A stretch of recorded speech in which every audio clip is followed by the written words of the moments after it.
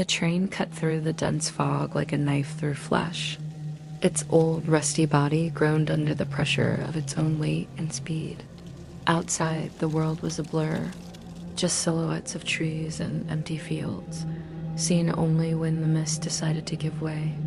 In one of the dimly lit carriages sat the famous detective Elliot Shelby. He was one with the silence, his fingers resting lightly on a cup of coffee. Besides him, there were only 6 other passengers. The midnight train was nearly empty. Shelby wouldn't have boarded at such an odd hour if not for the note he found slipped under his apartment door. "Take the midnight train to Blackridge," it said. "The girl is still alive, and one of them knows where."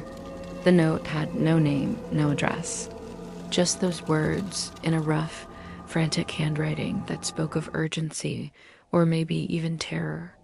The girl in question was June Henshaw, a journalist who had vanished about 2 weeks ago while investigating something powerful people wanted to keep buried. The police were clueless. No suspects, no leads. All they found was her car, abandoned at a nearby station. Even though Shelby wasn't a man who rattled easily, something about this case gnawed at him. And now, on this midnight train rattling through blinding fog, he had the distinct feeling he was being watched. He carefully let his eyes drift over the other passengers, observing them as they sat stiffly, completely unaware they were being so closely monitored. The air felt heavy. Something was very, very wrong. Right across from him sat an elderly man with deep, sunken eyes. He gripped a briefcase with white knuckles, his lips moving silently as if in conversation with himself. 2 rows behind him was a woman in a navy blue dress. She tapped her fingers against the armrest in a strange rhythm. Index, middle, ring, pause, repeat. Her eyes would dart to the train doors every few minutes, as if she were counting the stops. Further down, a man in a ragged overcoat sipped whiskey by the far window. He had an empty, disturbing stare, his face lined with the shadows of war. A soldier, Shelby noted mentally.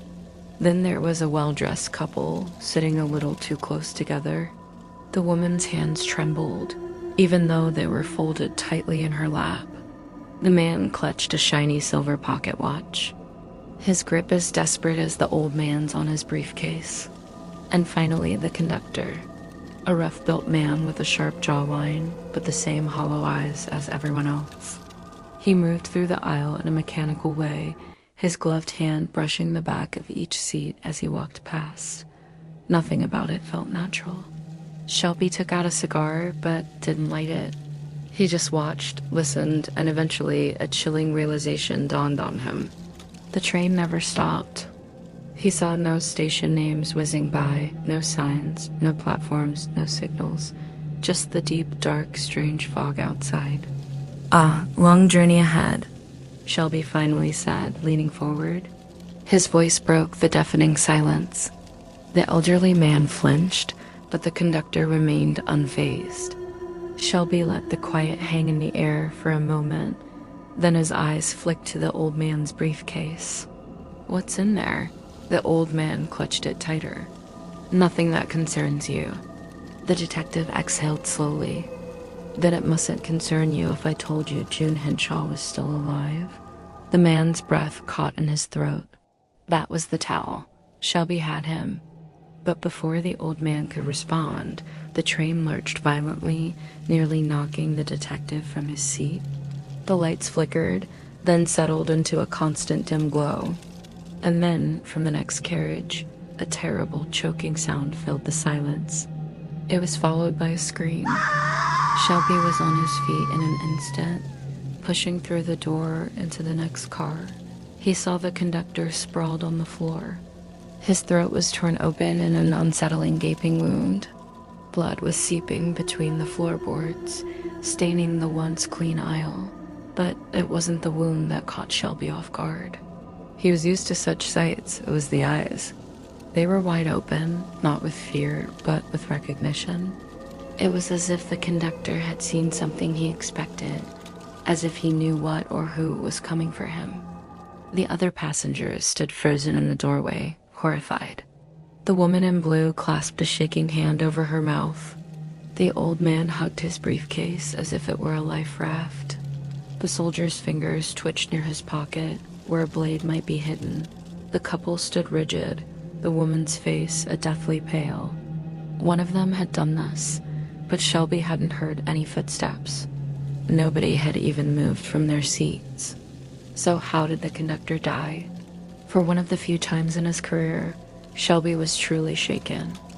A deep chill crept up his spine. He ran through the aisle, scanning every nook and cranny, the ceiling, the corners, the shadows between the seats. He found nothing, not a single clue.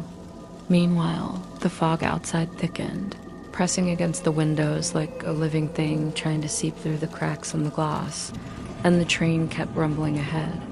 But where was it going? Blackridge should have been the next stop, but the landscape outside had become an endless, unbroken void. His heart pounded in his chest. This wasn't just a train anymore, this was something else. Just as he sat down to try and think, the lights flickered again, and then a whisper, deep and low. It came from everywhere and nowhere at the same time. Shelby held his breath and turned to the others. They had all heard it too. The old man was now pressed against his seat, muttering frantically to himself. The woman in the navy blue dress was trembling uncontrollably, and the man with the pocket watch was staring at his reflection in the window, except it wasn't his reflection. Something was watching him from the other side of the glass. Shelby took a slow step forward, just as the thing in the window reached up and pressed a single bloody handprint against the glass. Then the lights died completely. Pitch black, deadly silence. Darkness swallowed the carriage. The air turned frigid and misty, just like the weather outside. Shelby could hear something moving in the blackness, slithering between the seats. First a scream, then another whisper, and then a voice. It came from right behind him. "You shouldn't have boarded this train, detective." He felt a cold breath against his left ear. He spun around, his gun drawn, but there was nothing there to shoot. The train lurched again, more violently this time, sending the passengers sprawling. The old man's briefcase burst open on impact, scattering photographs across the floor. Photos of June Henshaw. But these weren't normal photos. They were photos of her sitting right here on this very train. The same seat, the same haunted expression.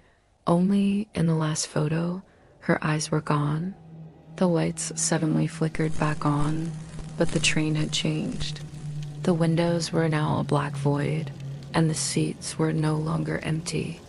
Pale, hollow-eyed passengers filled the carriage, all staring straight ahead, frozen in death, and among them was June. The young journalist turned her head slowly, black tears weeping from her empty sockets. Her voice was a ghostly echo. "We never left, Detective." The train screamed, a piercing shriek of twisting metal. The walls began to close in. Shelby staggered backward as the thick, cold fog poured in through the windows, filling his lungs, pulling him under. And then silence again. The midnight train to Blackridge was never found. It vanished without a trace, along with its 7 passengers. But they say that sometimes, on foggy nights, if you stand by the tracks and listen very, very carefully, you can still hear it passing. A ghost train, forever rumbling through the darkness, forever carrying the lost. Thanks for watching. If you enjoyed this story, don't forget to like and subscribe for more chills. Stay safe out there.